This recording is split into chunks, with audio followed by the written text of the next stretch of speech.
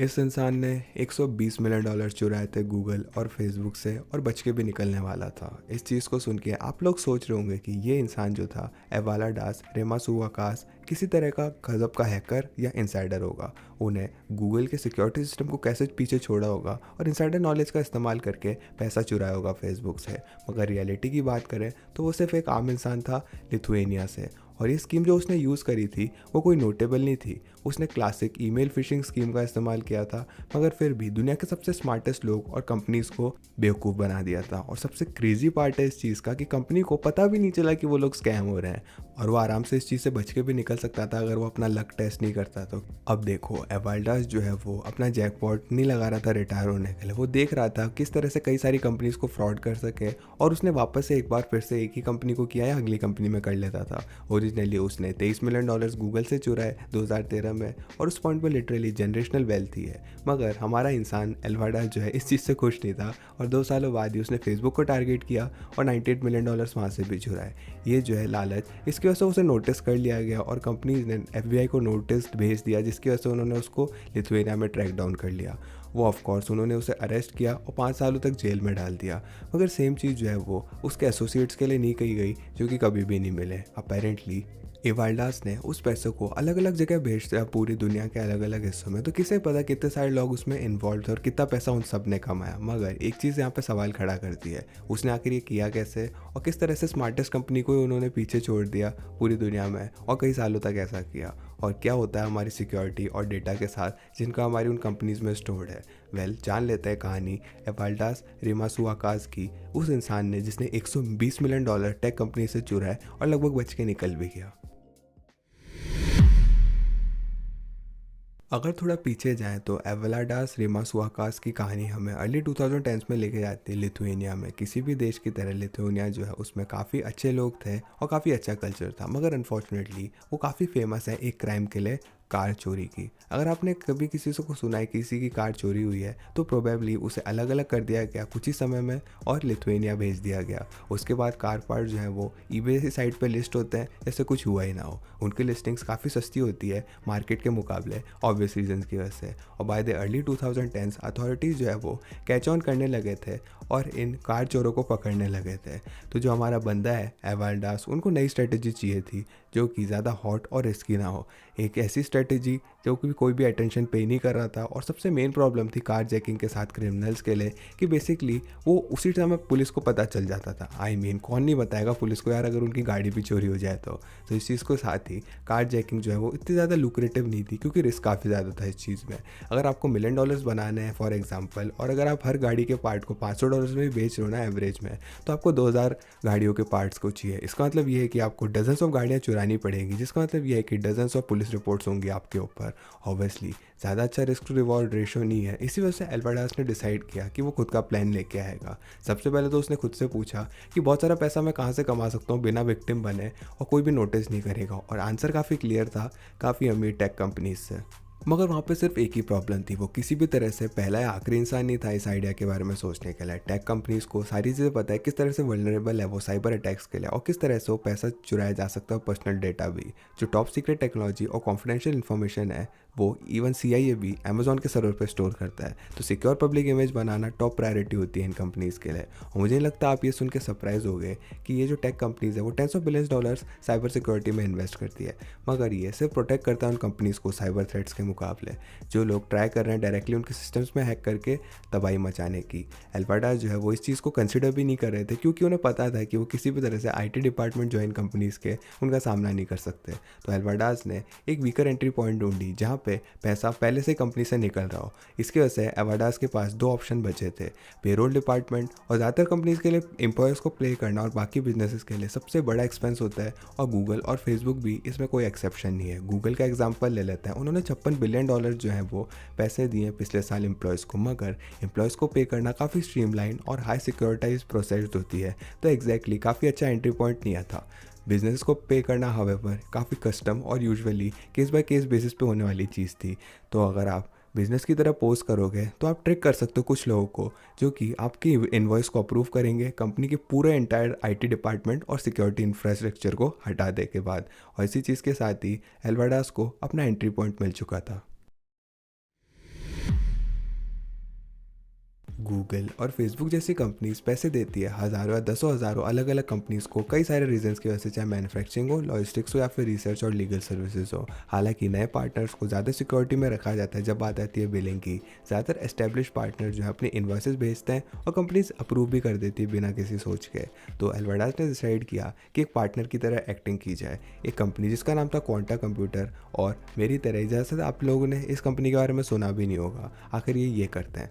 Quanta एक Taiwanese manufacturer है जो कि एंटरप्राइज हार्डवेयर जैसे सर्वर्स बनाती है, और वो सुपर रेपुटेबल है इंडस्ट्री में क्योंकि बेसिकली हर टेक कंपनीज के साथ काम करते हैं वो। इसमें इंक्लूडेड है Apple, Dell, HP, Amazon, Cisco, LG, Sony, Microsoft, Facebook और कई सारी और। मुझे लगता है आप ये सुन के सरप्राइज हो गए कि वो $40 बिलियन से ज़्यादा का रेवेन्यू लाते हैं और $1.5 बिलियन का प्रॉफिट हर साल लेके आते हैं। इसी तरह से गूगल और फेसबुक जो है वो सरप्राइज नहीं थे जब उन्हें टैब्स मिले कई सारे $1 मिलियन के क्वांटा से। एल्वाडास ने आगे जाके फेक इन्वॉइसेस और कॉन्ट्रैक्ट्स बनाए और साइन कर दिए उन्हें कई सारे लीडर्स के नाम पे क्वांटा के। उन्होंने आगे जाके इन डॉक्यूमेंट्स को गूगल और फेसबुक पे भेजा, और क्वांटा डोमेन ईमेल एड्रेस थे। आपको पता है ना, ये रैंडम ईमेल जो आपको मिलते रहते हैं एप्पल और अमेजॉन से, ये कहते हुए कि आपको एक्स अमाउंट चार्ज हुआ है। वेल एग्जैक्टली यही एल्वाडास जो कर रहे थे, मगर इंस्टेड ऑफ बूढ़े लोगों को टारगेट करने की जो कि $100 से बच जाते, एल्वाडास टेक कंपनीज को चपत लगा रहा था $मिलियंस की।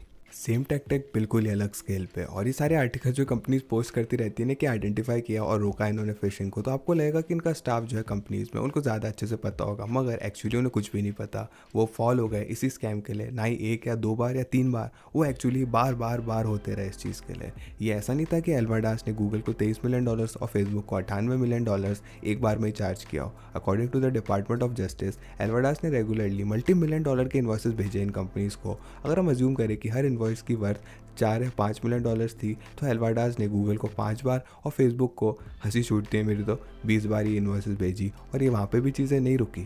तो चलो ठीक है, लोग जो है इन कंपनीज पे ज़्यादा ध्यान नहीं देते इन इन्वॉइसेस पे और उन्हें अप्रूव कर देते हैं, मगर उनका कुछ एस्टेब्लिश पेमेंट सिस्टम तो होना चाहिए ना इन कंपनीज के साथ, राइट?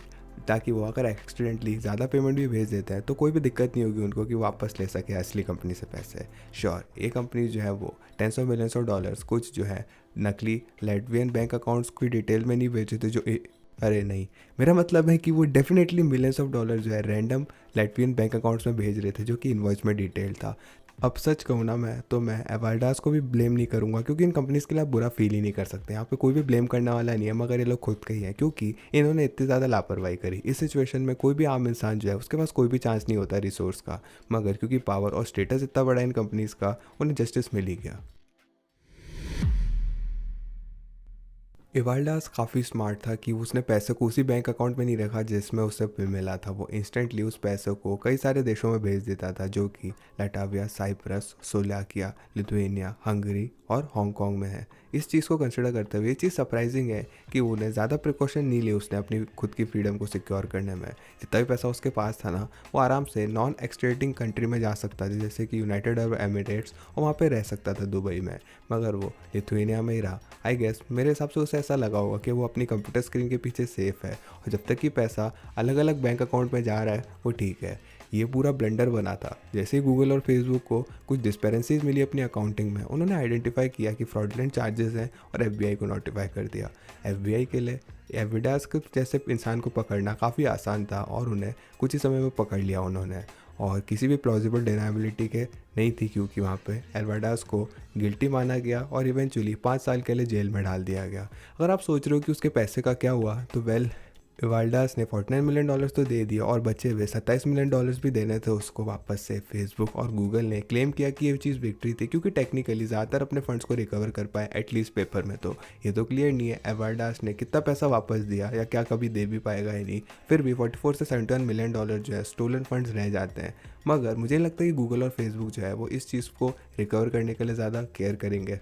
गूगल के लिए चुराए हुए पैसे जो है वो 3.5 घंटों का प्रॉफिट है, और फेसबुक के लिए जो टोटल पैसे चुराए हैं वो 37 घंटों के प्रॉफिट के बराबर है। तो इन कंपनीज़ के लिए एल्वाडास को कैच करना और जेल के पीछे डालना जो वो प्रिंसिपल की चीज़ थी और स्टेटमेंट बनाने की बात थी बजाय कि फ़ंड को रिकवर करने की। ज़्यादा एफर्ट वो लगाते इस बचे हुए अमाउंट को रिकवर करने में, तो इन कंपनीज़ के लिए वर्थ इट नहीं था। तो एवाल्डास जो है वो शायद हो सकता है कि उसे कुछ भी देना ना पड़े जब वो जेल से बाहर आएगा 2024 में। मगर ये सारी चीज़ें एक सवाल खड़ा कर देती है, किस तरह से वो इतनी आसान चीज़ को इन कंपनीज़ के अगेंस्ट ला के खड़ा कर दिया। जो ब्राइट साइड है इस चीज़ की कि ये है कि काफ़ी एम्बैरेसिंग है ये चीज़ इन कंपनीज़ के लिए, और ऐसा ये तो नहीं दिखता कि उनके आईटी और साइबर सिक्योरिटी सिस्टम में कोई दिक्कत है। जितना कि हमें पता है उनके सिस्टम काफ़ी स्ट्रॉन्ग है पहले से, और ये इंसिडेंट जो है उसका कोई भी लेना देना नहीं है। बस दिक्कत यहाँ हुई कि उन्होंने काफ़ी ज़्यादा लापरवाही बरती।